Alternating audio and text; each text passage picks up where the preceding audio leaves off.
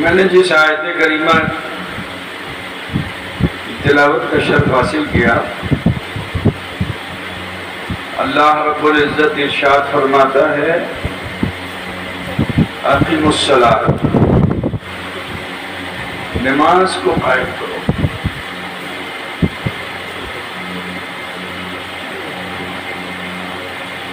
حضرت ابراہیم علیہ نبینا علیہ تحیۃ و ثنا، جو اللہ کے خلیل ہیں اور ہمارے آقا و مولا جناب احمد مجتبیٰ محمد مصطفیٰ صلی اللہ تعالی علیہ وآلہ وسلم کے جد اعلیٰ ہیں، مورث اعلیٰ ہیں۔ آپ کے زمانے میں نمرود کا بڑا زور تھا، بڑا ظالم و جابر انسان تھا، خود خدائی کا دعویٰ کر رہا تھا، انسان کو بالکل کیڑے مکوڑے کی طرح سمجھتا تھا۔ جب کبھی حکومت کی زیادہ مصروفیات سے گھبرا جاتا، الجھ جاتا، تو وہ میلہ لگواتا تھا، اور اس میلے میں جیسے ابھی گیم ہوتا ہے نا، فٹ بال کا گیم دو، والی بال کا گیم دو، گھوڑا سواری کا گیم، طرح طرح کے گیم ہوتے ہیں نا، اسی طرح سے وہ گیم ایسا کراتا تھا کہ ایک طرف انسان اور دوسری طرف درندہ، ایک طرف انسان تو دوسری طرف شیر، ایک طرف انسان ہے دوسری طرف ہاتھی ہے۔ پاگل ہاتھی سے مقابلہ انسان کو کرنا ہے، بھوکے شیر سے انسان کو مقابلہ کرنا ہے۔ اگر کوئی انسان جیت جاتا تو اس کو انعام ملتا، اور ورنہ وہ اس درندے کا لقمہ بن جاتا۔ بہت ظالم و جابر انسان تھا۔ میں آپ کو بتاؤں، ہم لوگوں نے بچپن میں انگریزی کی کتاب میں ایک واقعہ پڑھا تھا اینڈروکلیس کا۔ اینڈروکلیس یہ اسی دور کا تھا، تو وہ نمرود کو مانتا نہیں تھا، ایک خدا کو مانتا تھا، حتیٰ کہ اس میں بڑے مظالم بھی ڈھائے گئے، اور پھر بادشاہ نے اس کو شہر سے باہر کر دیا کہ اب تم کو جنگل میں رہنا ہے۔ اب جب جنگل میں پہنچا، وہ چلتے چلتے پیاس لگ گئی، ایک جگہ اس نے جنگل میں چشمہ دیکھا، پانی جمع تھا، تو خواہش ہوئی کہ چل کے وہاں پانی پی لوں۔ جیسے ہی اس چشمے کے پاس پہنچا تو دیکھتا کیا ہے کہ پانی پر ایک بھیانک قسم کے شیر کی چھبی نظر آ رہی ہے۔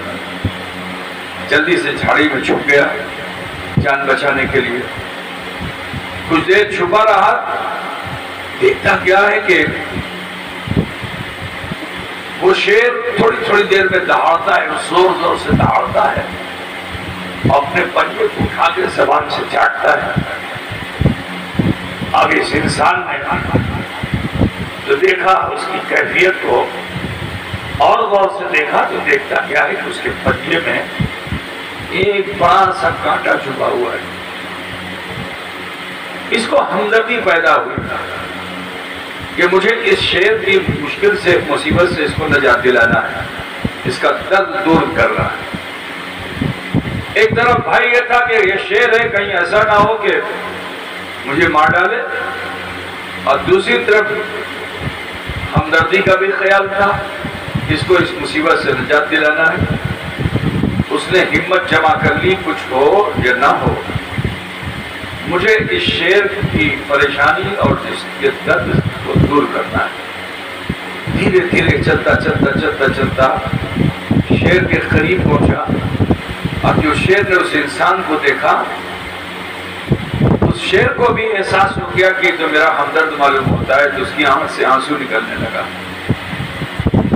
اس کو اور ہمت ہوئی کہ جب میں اتنا قریب آ گیا ہوں، مجھ پہ چھلانگ نہیں مار رہا ہے، تو اب یہ مجھ کو چیر پھاڑ نہیں ڈالے گا۔ قریب پہنچا اور پہنچنے کے بعد اس نے اس کے سر پہ ہاتھ پھیرا۔ ہاتھ کا پھیرنا تھا کہ وہ شیر اس کے اپنے پتھر کو اس کے قدموں میں ڈال دیتا ہے۔ اس نے آہستہ سے اس کے پنجے کو اٹھایا اور وہ چبھا ہوا کانٹا جو اسے درد دے رہا تھا کھینچ کر باہر کر دیا۔ اب جب اس کا درد دور ہوا تو وہ شیر اپنے اس محسن کو چیر پھاڑ نہیں رہا ہے، بلکہ اس کے ساتھ اس کی بھالوباسا ہو گئی۔ اب یہ بھالوباسا ہو گئی تو جہاں جہاں یہ اینڈروکلیس جاتا تھا، پیچھے پیچھے شیر بھی کتے کی طرح چلتا تھا، حتیٰ کہ ادھر راجا کو حکومت کے کام نے پریشان کیا، میلہ لگوایا۔ ہوا یہ کہ کسی بھوکے شیر کو لا کر رکھا جائے اور اس کے سامنے بادشاہ کے سب سے بڑے دشمن کو کھڑا کر دیا جائے، تاکہ ایک ہی لمحے میں وہ لقمہ اجل بن جائے۔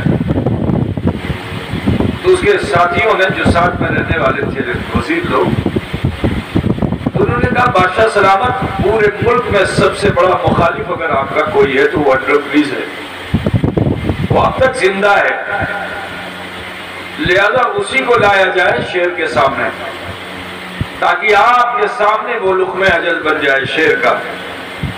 بادشاہ بڑا خوش ہوا، کہاں بالکل، جاؤ جنگل سے ایک بھوکے شیر کو پکڑ کے لاؤ اور ساتھ ہی ساتھ اینڈروکلیس کو بھی لے کے آؤ۔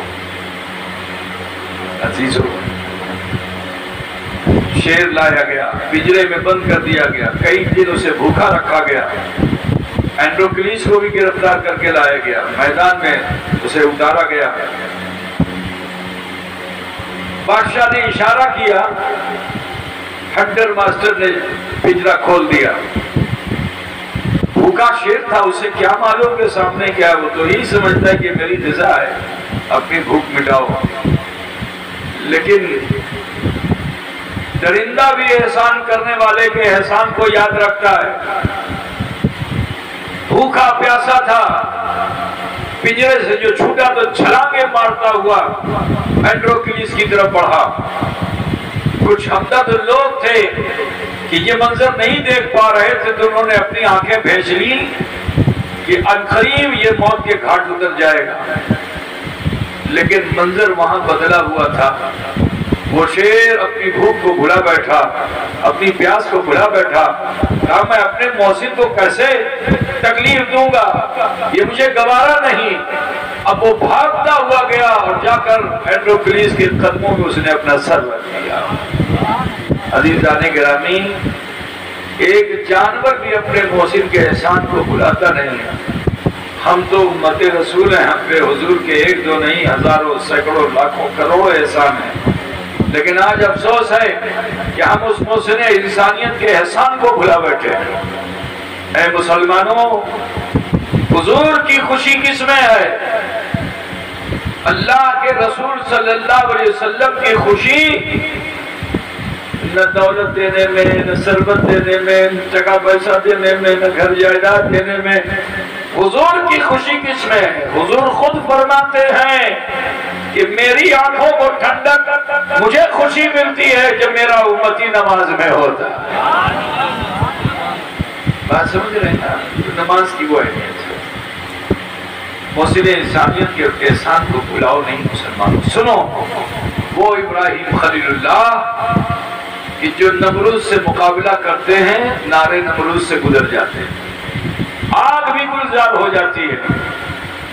آپ مشہور ہو گئے بت شکل، تھوڑا سا اگر آپ اجازت دیں تو واقعہ بتا دوں ورنہ پھر موضوع کی طرف آ جاؤں. میں گیا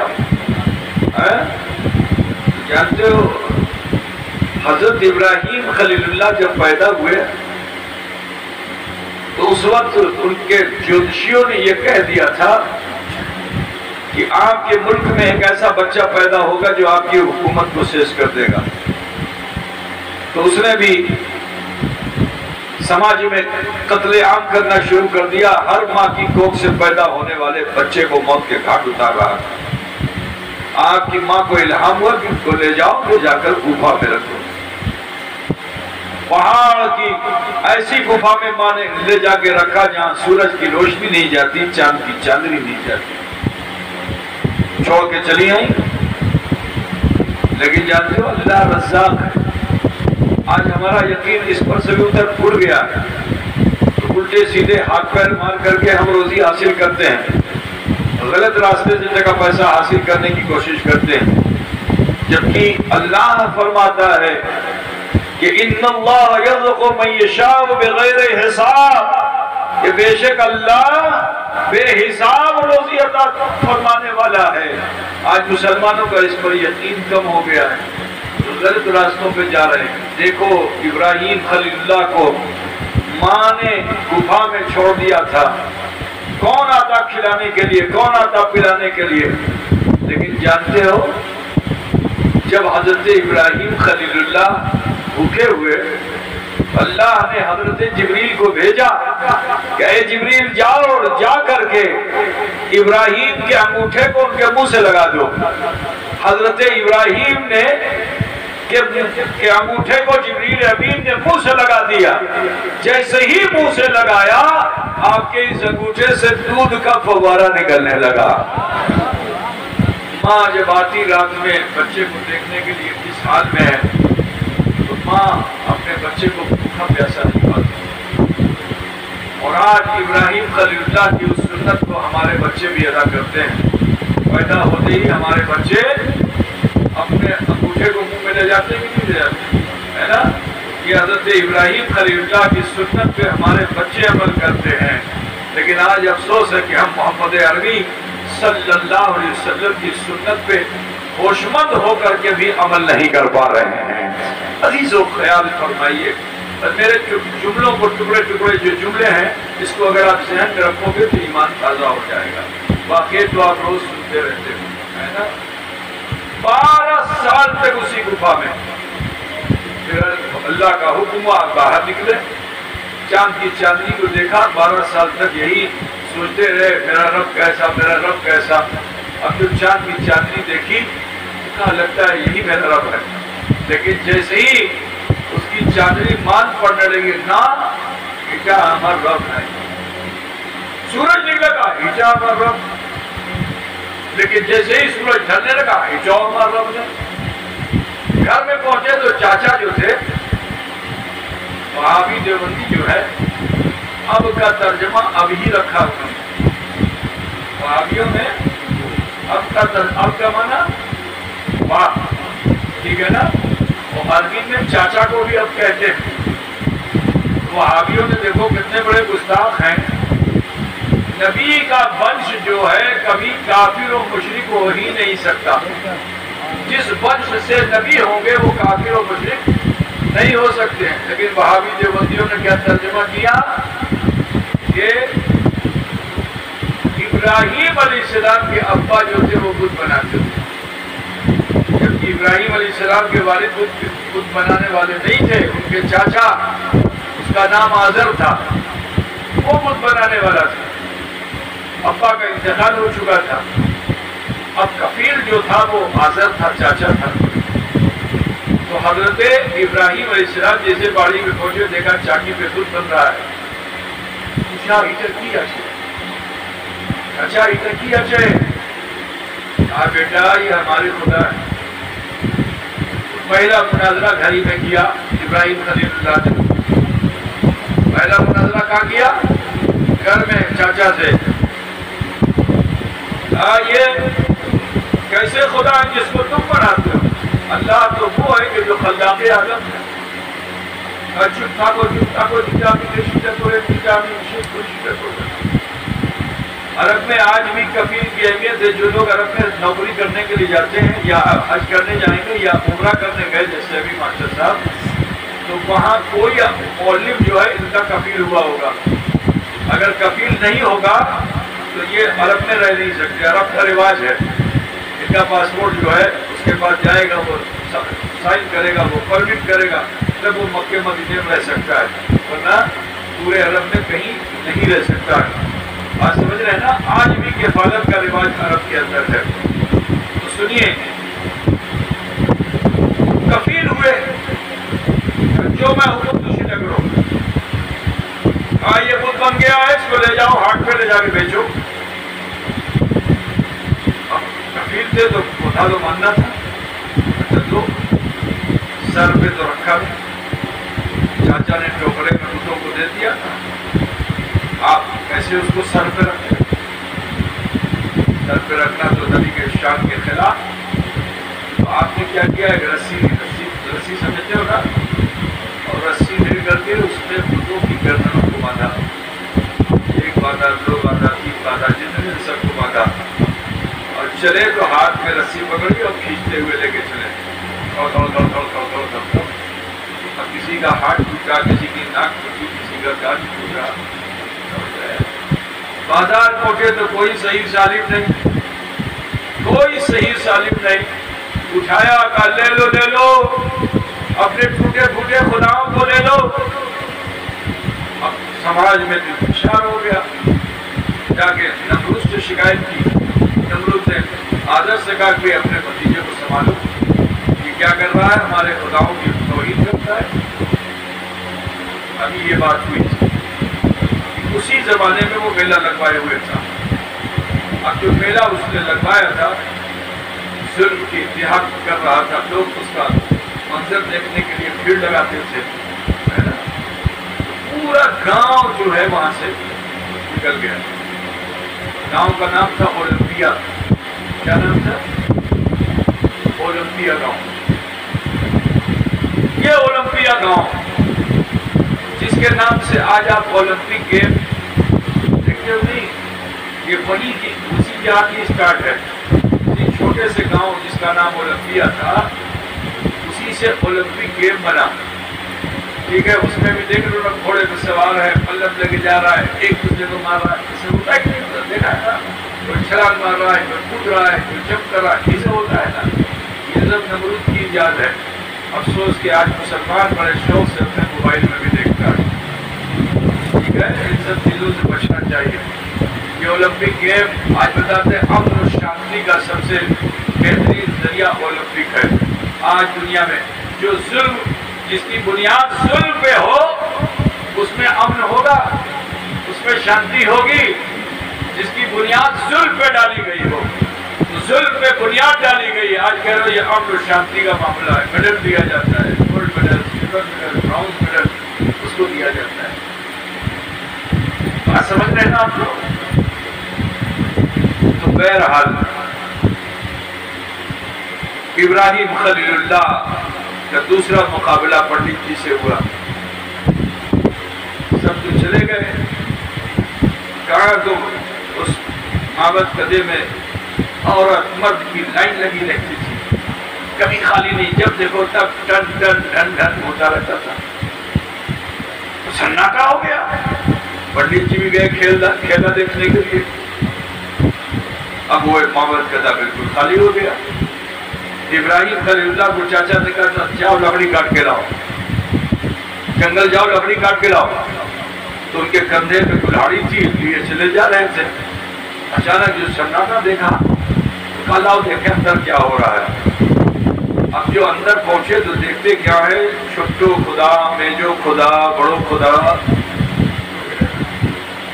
سب لائن سے.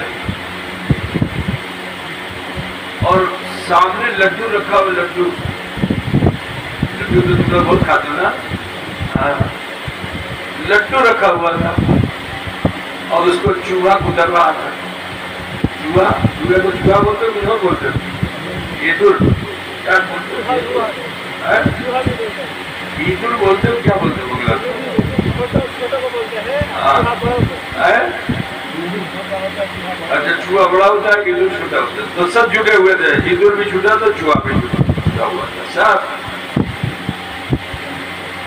حضرت ابراہیم خلیل اللہ کو چراغ آ گیا، تو ایسا خدا ہے کہ تیرے سامنے رکھی ہوئی رضا ہے اور تو اس کو بچا بھی نہیں پا رہا ہے۔ اچانک سر جو اٹھایا تو دیکھا کہ ناک پہ مکھی بیٹھی ہوئی ہے، اس کی ناک پہ مکھی بیٹھی ہوئی ہے۔ اور جلال آ گیا، کہا کیسا خدا ہے کہ تو اپنے ناک پہ بیٹھی ہوئی مکھی کو ہٹا بھی نہیں پاتا ہے۔ جلال نبوت کا اثر ظاہر ہوا، جو کلاڑی ہاتھ میں لے رکھی تھی بھاگنا شروع کر دیا، چھٹوں کو میجوں کو جو ڈھیر سارے تھے سب کو بھاگ دیا، ایک کو چھوڑ دیا اور اسی کے گردن میں کلاڑی لٹکا دیا، اور اس کے بعد سیڑھی پہ آگے بیٹھ گیا۔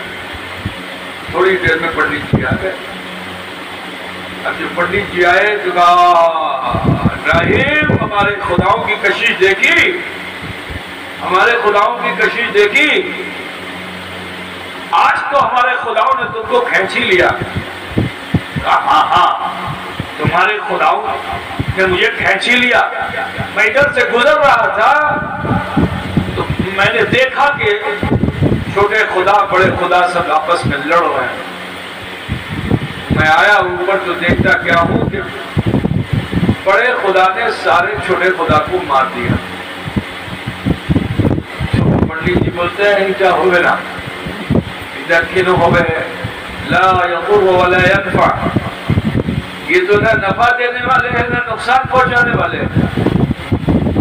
حق سر چڑھ کے بولتا ہے نا، آئے تو نہ نفع دینے والے نہ نقصان۔ پھر آپ نے فرمایا پھر ایسے خدا کی پرستش کیوں کرتا ہے کہ جو نہ نفع دینے والا ہے نہ نقصان دینے والا ہے؟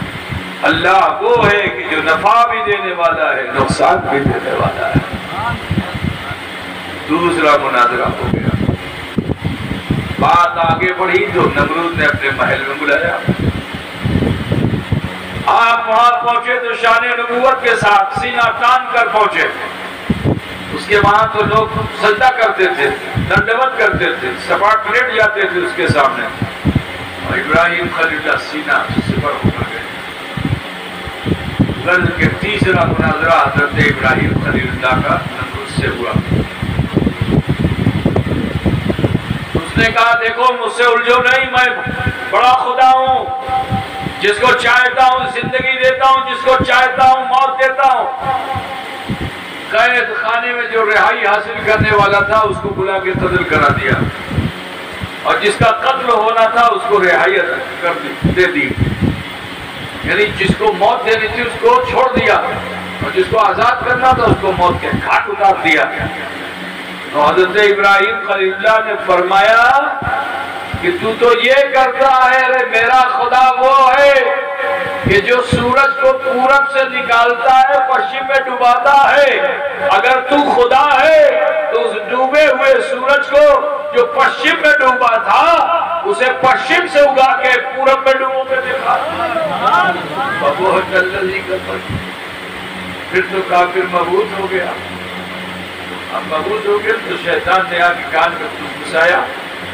بنگالی بہت کام میں گھساتا ہے، زمین شیطانی کام ہے، سمجھ گئے کہ نہیں؟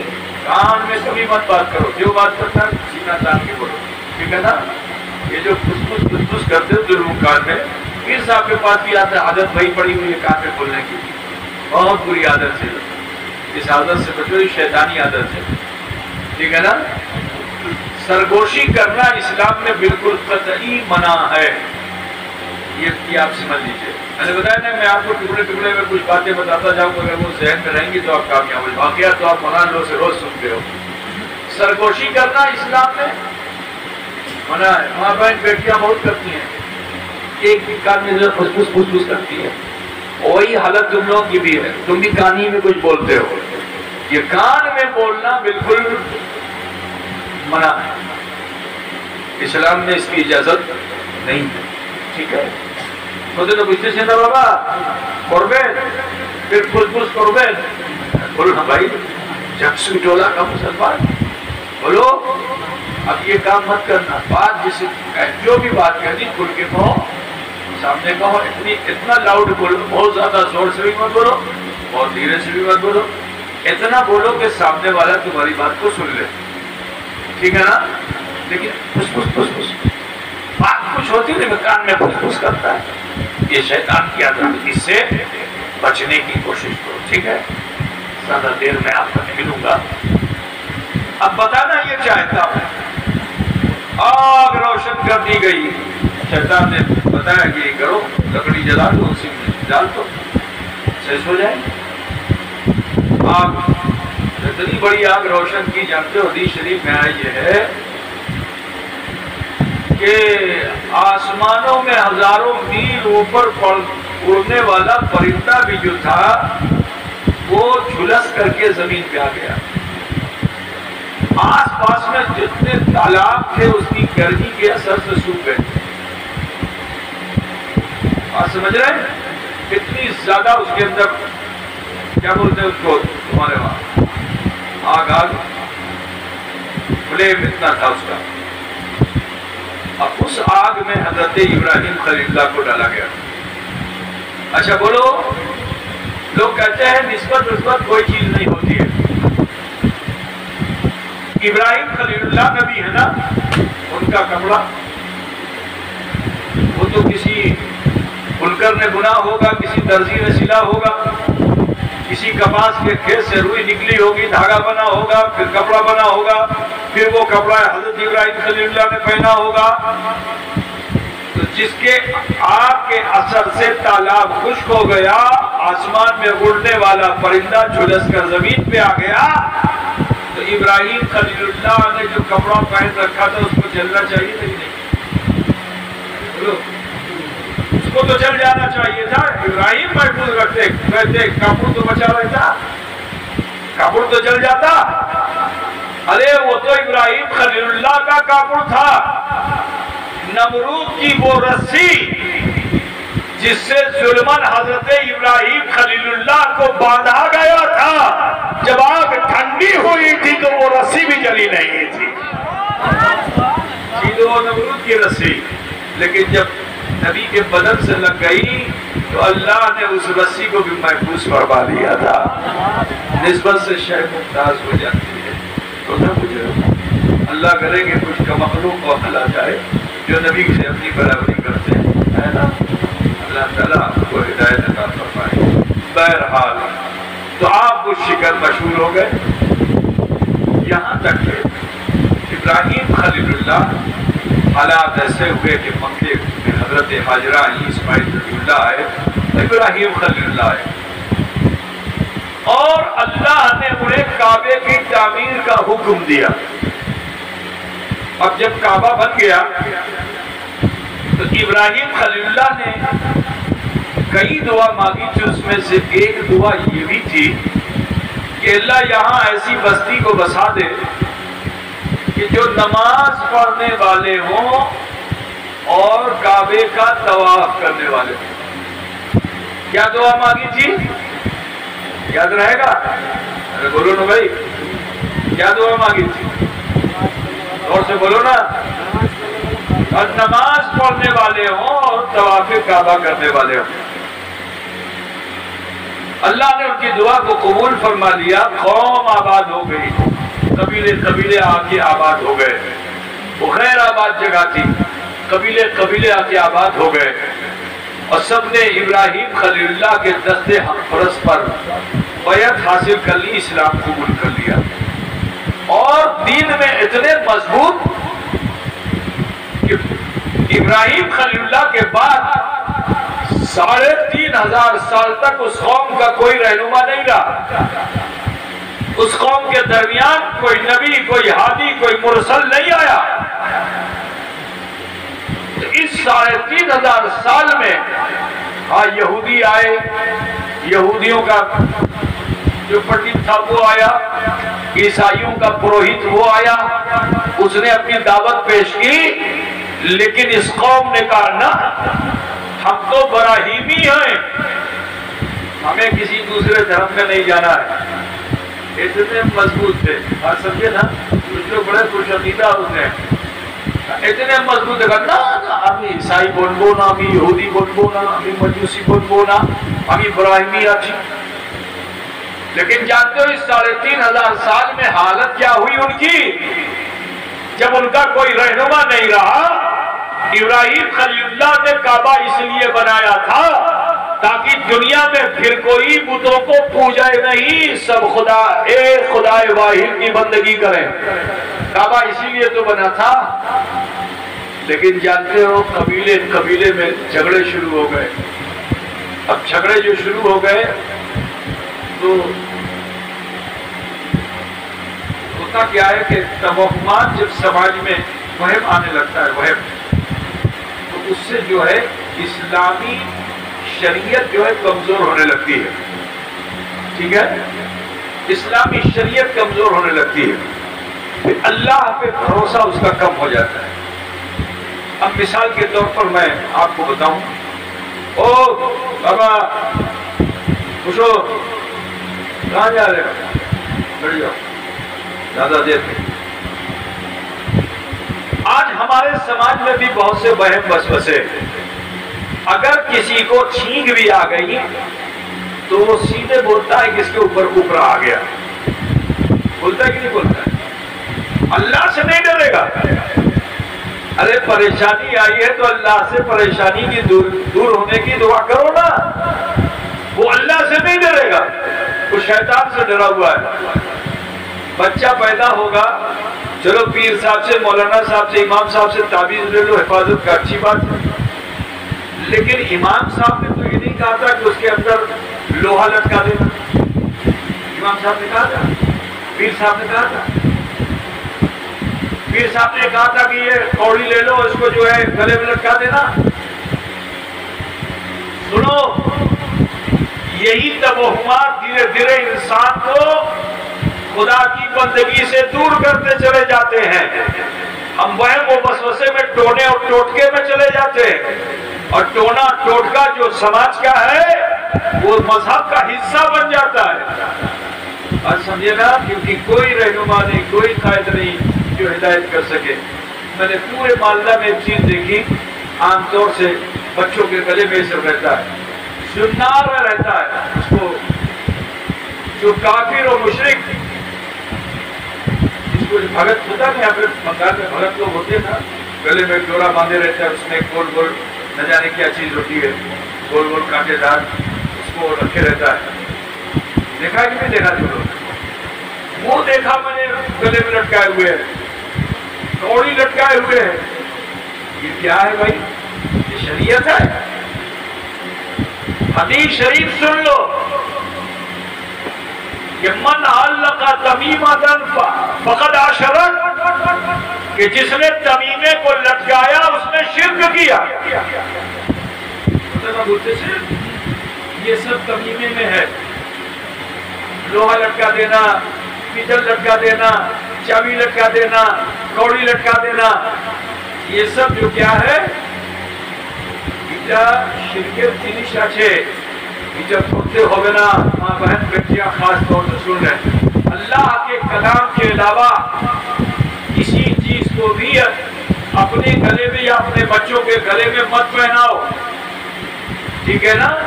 کلام اللہ کے علاوہ، تعویذ کے علاوہ کوئی دوسری چیز گلے میں مت پہناؤ، یہ کافروں کا طریقہ ہے۔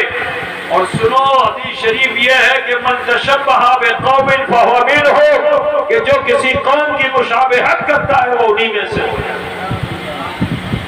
تو بولیے نا، میرا کام ہے آپ کو وہ راستہ دے دینا جو نبی رحمت نے دیا ہے۔ اللہ کرے کہ آپ ہدایت اور ثواب میں قائم ہو جائیں، ٹھیک ہے؟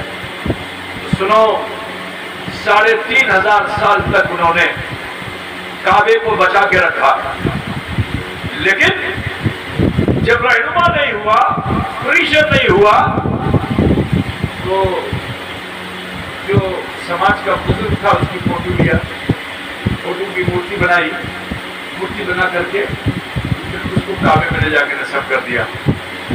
پہلے کیا عقیدہ تھا کہ ہم یاد منائیں گے، کعبے میں اس لیے رکھتے ہیں کہ ہمارے باپ دادا ان کی ہم یاد منائیں گے، ان کو ہم دیکھیں گے، ہمارا دل جو ہے سکون پائے گا. باپ دادا کو دیکھیں گے, ہمارے سماج کے یہ چودھری تھے, ان کو دیکھیں گے, دھیرے دھیرے کر کے وہی بت جو باپ دادا کے ان کے بت تھے, لات منات عزا, ماں بہن بیٹیوں کے ان کے بت تھے, ان کو انہوں نے پوجنا شروع کر دیا. ان کے سامنے منت رجا کرنے لگے, ان کے نام کا بکرا ذبح کرنے لگے, پتہ مجھ رہے ہو نا, وہیں پہ خون بہانے لگے, قربانی دینے لگے. یہ سب کرتے کرتے جس کعبے کو اس لیے بنایا گیا تھا کہ لوگ بتوں کو نہ پوجیں, اسی کعبے میں ایک دو نہیں, اس قبیلے کے لوگوں نے 360 بت کو رکھ دیا. کعبے کے اندر بھی رکھا, کعبے کی چھت پہ بھی رکھا. جب رہنما نہیں ہوتا, قائد نہیں ہوتا, تو توہمات زیادہ بڑھتی ہیں اور وہ انسان کو کفر اور شرک کی طرف لے جاتا ہے. خدا پوچھ رہے ہو نا. اب سنو, نبی نے دعا کی تھی نماز پڑھنے والے ہوں, طواف کرنے والے ہوں. نماز تو ان پہ فرض تھی نہیں, نماز تو ابراہیم خلیل اللہ پہ فرض تھی 2 وقت کی. ان کی امت پہ نماز فرض نہیں تھی, تو کچھ دنوں میں نماز کو تو بھلا دیا. ہاں طواف کرتے تھے, لیکن اس کا بھی رنگ ڈھنگ بدل گیا. طواف کیسے کرتے تھے؟ طواف کرنے کے لیے وہ لوگ آتے تھے کہ جن سے کوئی گناہ ہو جاتا تھا, کوئی کھوتی ہو جاتی تو وہ محسوس کرتے کہ ابھی کھوتی کر لو, تو عورت ہو یا مرد ہو کپڑ کو اتار دیتا تھا نیکڈ ہو کر کے, ننگا ہو کر کے, اور کعبے کے چاروں طرف طواف کرتا تھا, اور پیچھے سے لوگ تالی بجاتے تھے. تو جب اس کو ذلیل کیا جاتا تھا تو وہ سمجھ لیتا تھا میرا گناہ معاف ہو گیا. یہ خود براہمیوں کی ایمان عقیدہ بن چکا تھا. 3500 سال کے بعد ہم سب کے آقا و مولا جناب محمد رسول اللہ صلی اللہ تعالی علیہ وسلم اسی خاکدان گیتی پہ جلوہ فکر ہوئے. اب جب رسول کائنات تشریف لائے, اسلام کی دعوت آپ نے پیش کی, جو اپنے تھے وہ بیگانے ہو گئے, جو دور تھے وہ قریب ہو گئے. عزیزو, ابھی 9 افراد اسلام لائے تھے. کتنے؟ 9 لوگ سے اسلام لائے تھے. اور نماز کو پڑھنے کا حکم آ گیا, اقیم الصلاۃ. تو یہ تو اسی سماج کا حصہ تھے جہاں 3500 سال سے یہ سب ہو رہا تھا. نماز کو نسیہ منسیہ کر رکھا تھا. تو ان کو بہت زیادہ سنکوچ ہوا کہ صلاۃ کی جنشا ہے. عربی بھاشا میں بڑی فصاحت و بلاغت بھی ہے. جیسے ہمارے وہاں پہ مالا تو نہیں جانتے, لیکن ہندی اور سنسکرت ہم جانتے ہیں. تو ہندی میں ایک شبد ہے, اس کا نام ہے کنک. تو کنک کا معنی ہوتا ہے دھندورا. دھندورا جانتے ہو کیا؟ اور کنک کا معنی ہوتا ہے سونا. اب میں نے آپ کو بتا دیا کہ کنک کا معنی دھندورا, کنک کا معنی سونا. اب یدی ابھی بولی کہ کنک نہیں آشو, تو من میں سنکوچ ہوگا کہ نہیں ہوگا؟ پیر صاحب کون کیا کنک طلب کوچ ہے نا, ٹیچر ٹوچا تو بول دو نا. بزرگ کون تھا, بولو گے کہ نہیں بولو گے؟ کیونکہ تم کو دونوں کا معنی معلوم.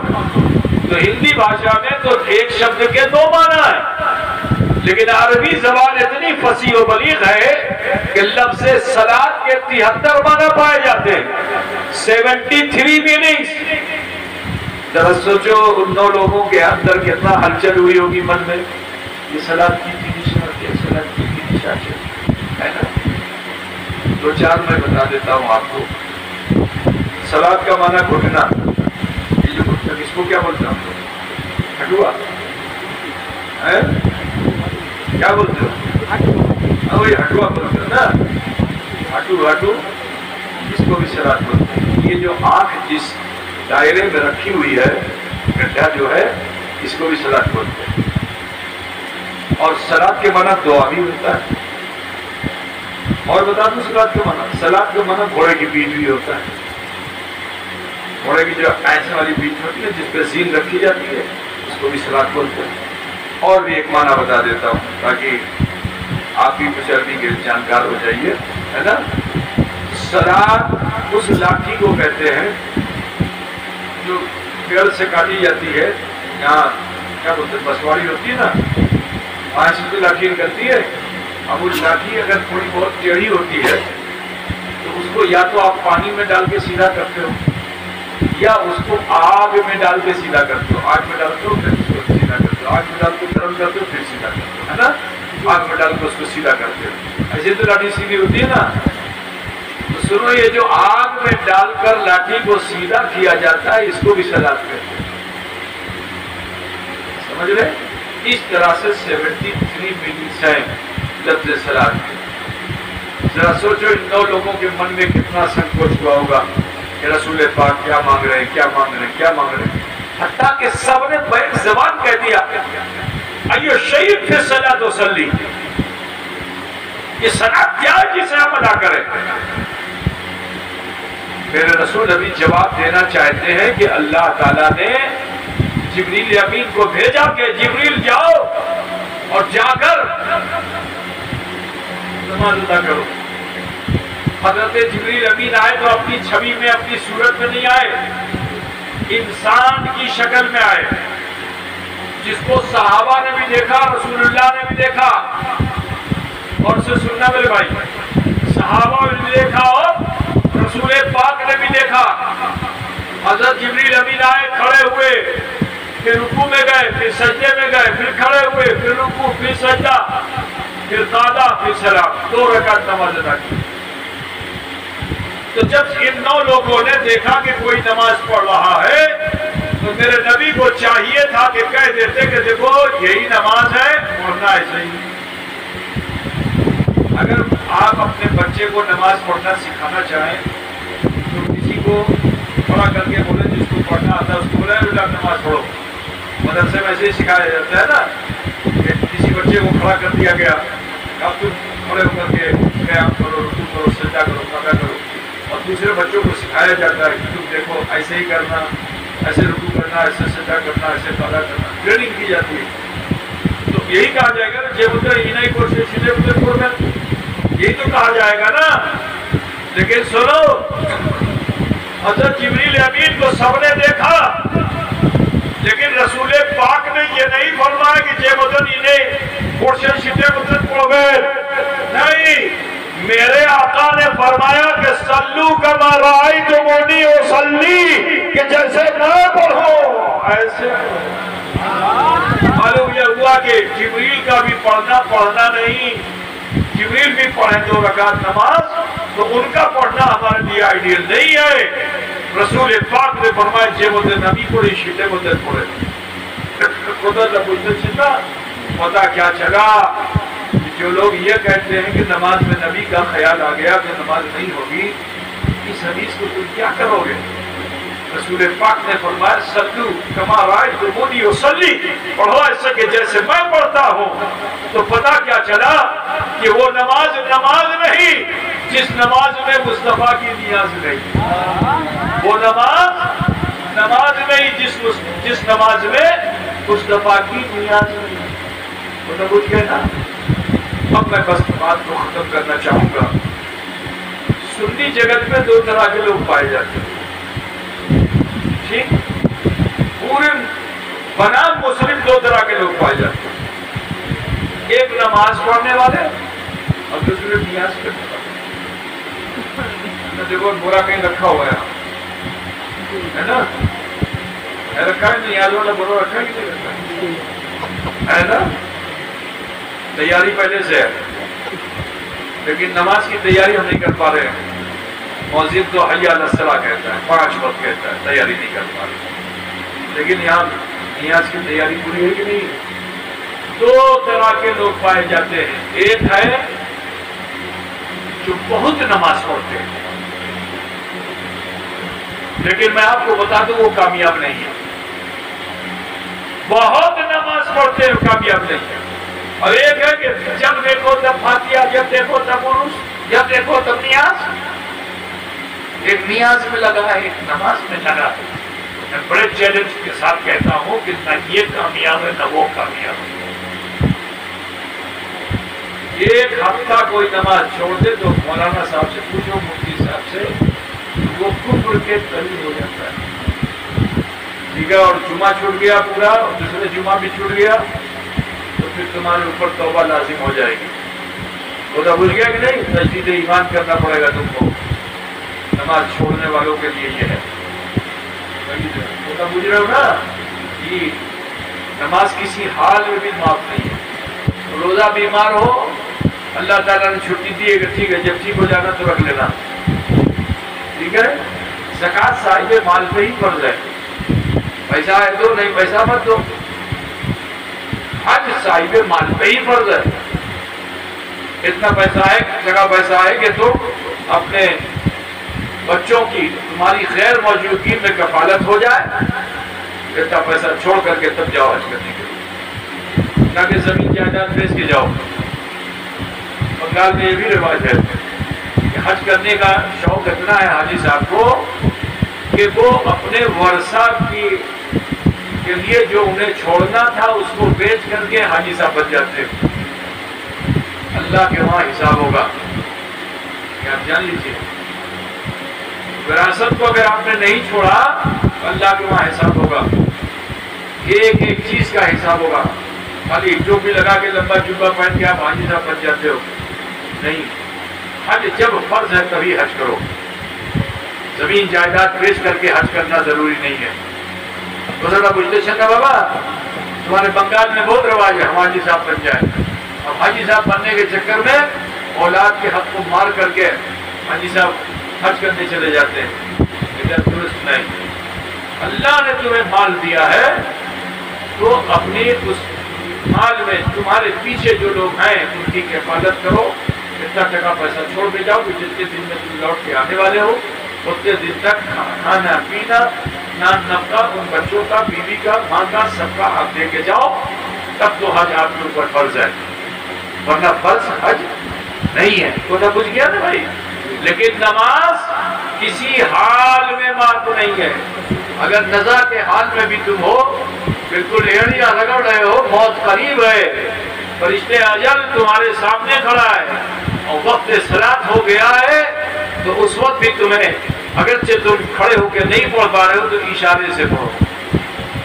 نزا کے عالم میں بھی نماز معاف نہیں ہے، ٹھیک ہے نا؟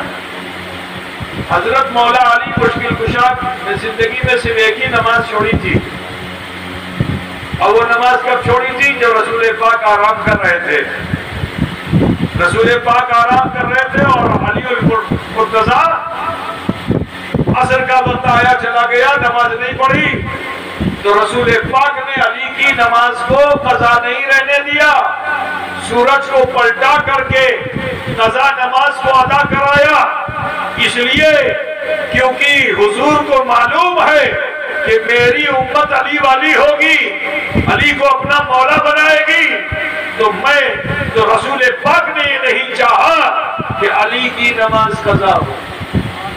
علی کیسے ہے؟ بولیے علی سے بڑا کوئی ہو سکتا ہے؟ کوئی ولی علی سے بڑا ہو سکتا ہے؟ کوئی نہیں ہو سکتا، ٹھیک ہے نا؟ کہ حضرت صدیق اکبر تو خلیفہ اول ہے، لیکن حضرت علی کی بزرگی دیکھو کہ آپ حضرت علی کا چہرہ محفل میں بیٹھے تو ادھر ادھر نہیں علی کا چہرہ دیکھتے، تو سیدہ عائشہ نے پوچھ لیا تھا کہ آپ علی کو کیوں ٹکٹکی باندھ کر دیکھتے ہیں؟ تو حضرت صدیق اکبر نے کیا کہا تھا کہ علی کا چہرہ دیکھنا یہ بھی عبادت ہے، رسول اللہ نے فرمایا ہے النظر علی وجہ علی عبادت، کہ علی کو دیکھنا بھی عبادت ہے۔ سوچ لو حضرت علی کا وہ مقام ہے، تو حضرت علی نے کیسی عبادت کی کہ ان کا چہرہ عبادت والا ہو گیا، کہ جو دیکھے اس کو عبادت کا ثواب ملے۔ تو علی نے نماز کو چھوڑا نہیں، پشت پہ خنجر لگ جائے تو بھی نماز کو چھوڑا نہیں، خنجر نکالنے میں دشواری ہو تو بھی نماز کو چھوڑا نہیں، اور ان حکمہ کو یہی فرمایا تھا کہ میں جب سجدے میں چلا جاؤں تو پشت سے خنجر نکال لینا، کیونکہ میں جب سجدے میں جاتا ہوں تو میری روح میرے رب سے مل رہی ہوتی ہے۔ ہوا بھی آپ کے आते ही कि मुझ से खंजर निकाला गया, अली को खबर भी नहीं हुई। ऐसी नमाज, एक तरफ बहुत नमाज पढ़ने वाले और दूसरी तरफ खाली नियाज करने वाले, ये जलेबी वो बताशा, खाली नियाज नमाज। उनके लिए तो कुरान में आया है, तुम्हारे लिए तो नहीं आया है, लेकिन उनके लिए कुरान में आया है कि फवैलुल लिलमुसल्लीन अल्लज़ीना हुम अन सलातिहिम साहून, वैल है जहन्नम का सबसे निचला तबका है उनके लिए कि जो दिखावे की नमाज पढ़ते लोटा खाने लिए यहाँ वहाँ घूम रहे हैं। मतलब बोले क्या ना, जहन्नम का सबसे निचला तबका है। तो पता क्या चला कि सिर्फ नमाजी भी नाकाम है और सिर्फ नियाजी भी नाकाम है। कामयाब कौन है? जो अली वाला होगा। जो अली वाला होगा वही कामयाब होगा। कि अगर तुम नियाजी हो तो नमाजी भी बनना होगा, और अगर नमाजी हो तो नियाजी बनना होगा, क्योंकि नबी रहमत ने इरशाद फरमा दिया कि सल्लू कमा रअयतुमूनी उसल्ली, पढ़ लो ऐसे के जैसे